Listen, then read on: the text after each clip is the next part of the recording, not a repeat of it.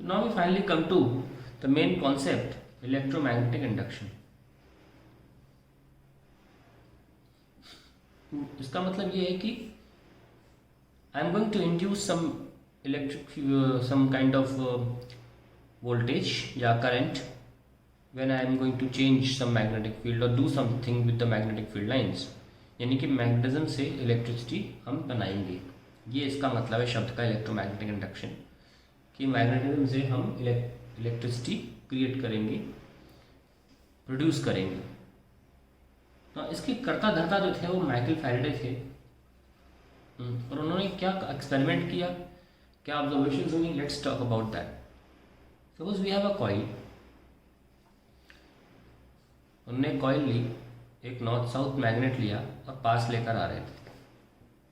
तो इनिशियली क्या था कि जो फील्ड लाइंस थी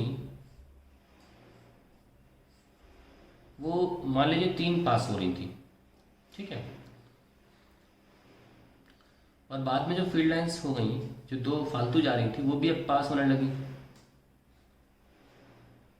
तो एक गैलमीटर उन्होंने लगा रखा था यहाँ पे, उसने दिखाया कि there is a current in coil when magnet was brought closer। ये पहला पॉइंट सामने नजर आया।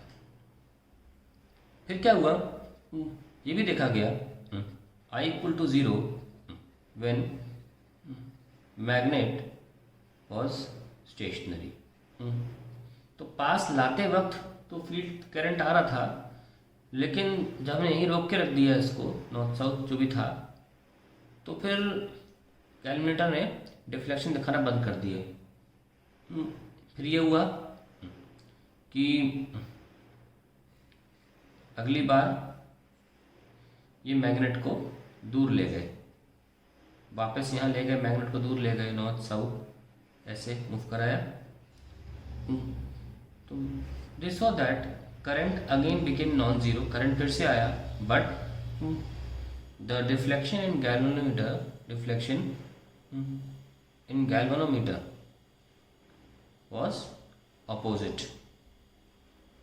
to that in 1। तो यहाँ जो भी डिफ्लेक्शन दिखा था उसके अपोजिट यहाँ दिखा। तो ये हमारा पहला दूसरा तीसरा स्टेटमेंट है। फिर क्या हुआ, उन्होंने ये किया कि मैग्नेट को स्टेशनरी रखा, मैग्नेट को ऐसे ही रखे रहते हैं क्योंकि इनिशियल पोजीशन पे आ चुके हैं, और कॉइल को पास लेकर आए। तो ऐसा हो गया कुछ नज़ारा जैसा पहले भी देखा गया था, इस तरीके का सेम है ना। 5 जाने लगी हैं, जैसे 3 जा रही थी पहले, ठीक है। तो कंक्लूजन क्या निकाला, the observation was similar to that in first point, and also when coil was stationary,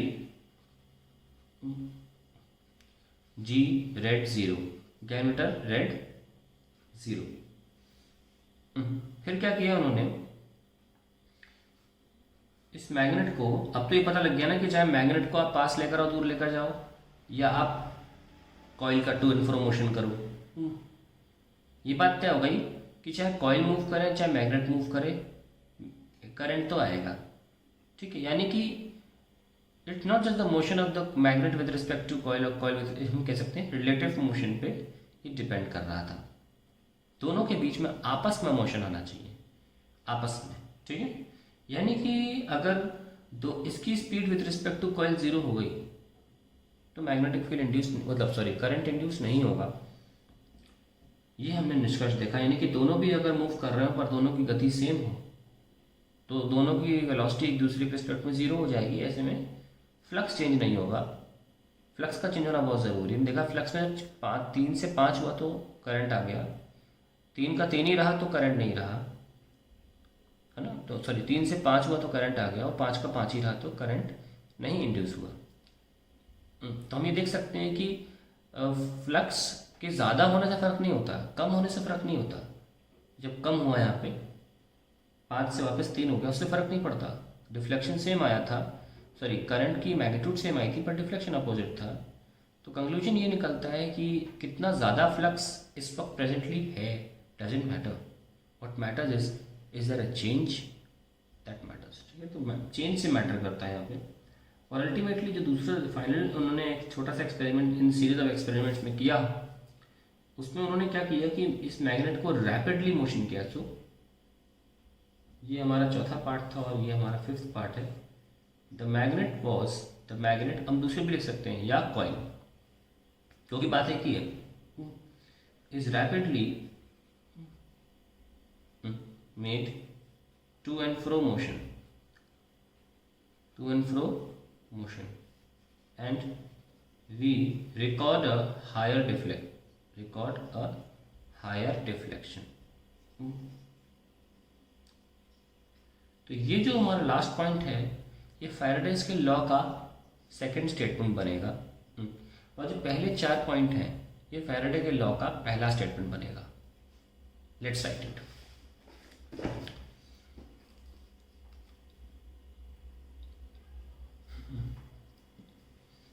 Faraday's law,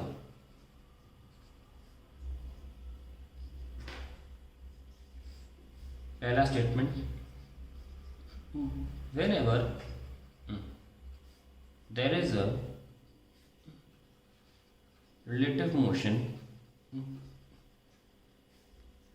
between a conductor या coil and magnet या मैग्नेटिक फ्लक्स, क्योंकि मैग्नेट ज़रूरी नहीं सिर्फ मैग्नेट हो, एक करंट कैरिंग वायर भी मैग्नेटिक फील्ड प्रोड्यूस करता है।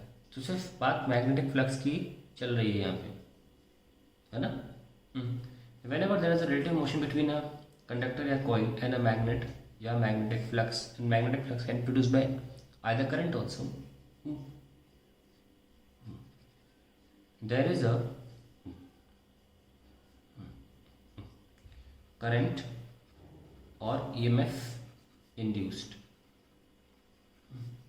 in the coil या conductor. There is a current or EMF induced in the coil या conductor, and this induction of EMF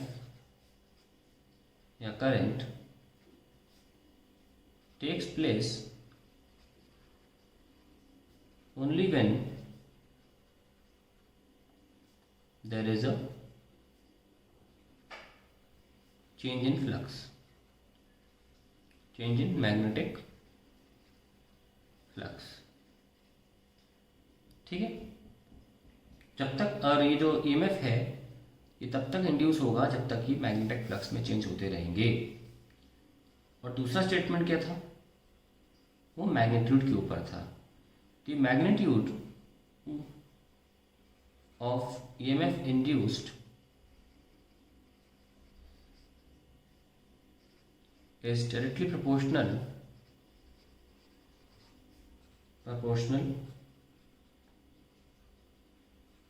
to the rate of change of flux, the rate of change of flux, यानी कि EMF जो होती है proportional to d phi by dt। E is equals to k d phi by dt, और ये कोई मामूली चीज़ नहीं है, ये k -1 लिख दिया कोई मामूली चीज़ नहीं है। where the negative sign, यहाँ ख़त्म हो गया फैराडेज लॉ, ये मैं लिख रहा हूँ। the negative sign indicates the direction of induced EMF or current, that is Faraday's law। Very simple, जो एक्सपेरिमेंट लिखे थे वही मैंने यहाँ मेंशन कर दिए। whenever there is a relative motion between a conductor and coil, conductor या coil and a magnet, or magnetic flux, there is a current or EMF induced in the coil. And this induction of EMF current takes place only when there is a change in magnetic flux. ठीक है. Now आप ये भी कह सकते हैं this takes place की जगह you can also write lasts. तब तक रहेगा बॉडी में, ब्रैकेट में आप मेंशन कर सकते हैं इसको लास्ट्स, फिर कंटिन्यू कर सकते हैं takes place only when there is a change in magnetic flux. तो आप अपनी तरफ से भी पहला लॉ बना सकते हैं अपनी भाषा में. आपने 5 एक्सपेरिमेंट छोटे छोटे देखे अभी मैंने जो लिए, but the second statement is very fixed and it is E equals to epsilon equals to minus dϕ/dt. Now we'll talk about the negative sign and how we get the direction of current.